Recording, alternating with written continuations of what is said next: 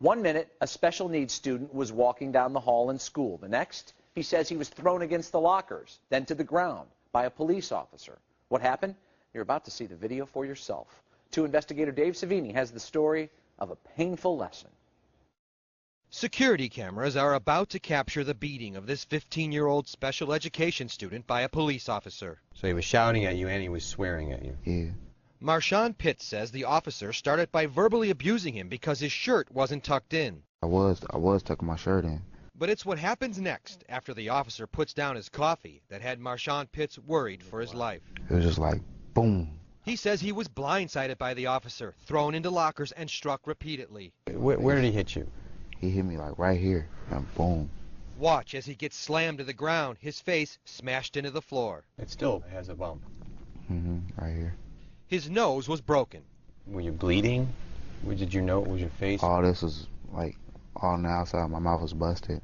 Violent and unnecessary treatment, he says, considering he was attending the Academy for Learning in Dalton for students like him with special education needs. When he was younger, he suffered a brain injury and now has a learning disability. So this school was for students with special needs? And they were supposed to help you and understand your situation? Yeah, but instead I got beaten on by the police.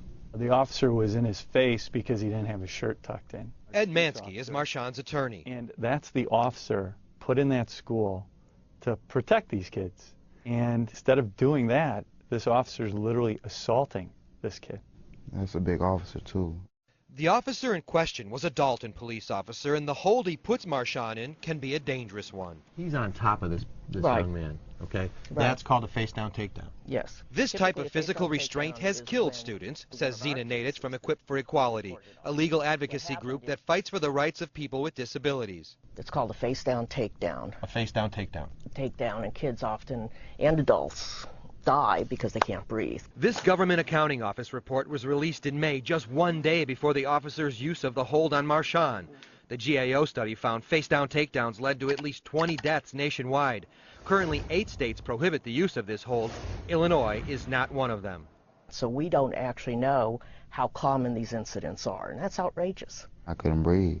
Were you begging him to stop? Yeah, I was like, let me up. He's getting a beating, and he's getting a beating on an issue that has nothing to do with danger. It has to do with dress code. No one from the Academy of Learning in Dalton would talk to us about the alleged abuse. The Dalton Police Department and the mayor of Dalton did not return our phone calls. Marshawn Pitts' attorney, Ed Mansky, says he's transferred to another school and is planning to file a lawsuit. The State Board of Education says no one from the school reported the use of forceful restraint to them, Rob.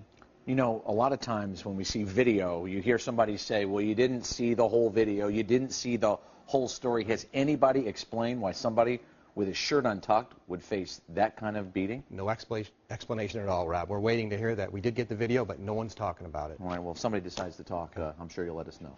Thanks a lot, Dave. Well, if you see something around town that doesn't feel right, if you want to expose corruption in your area perhaps, email Dave and the 2 investigators. Go to CBS2Chicago.com. You'll find a link on the bottom right of the homepage.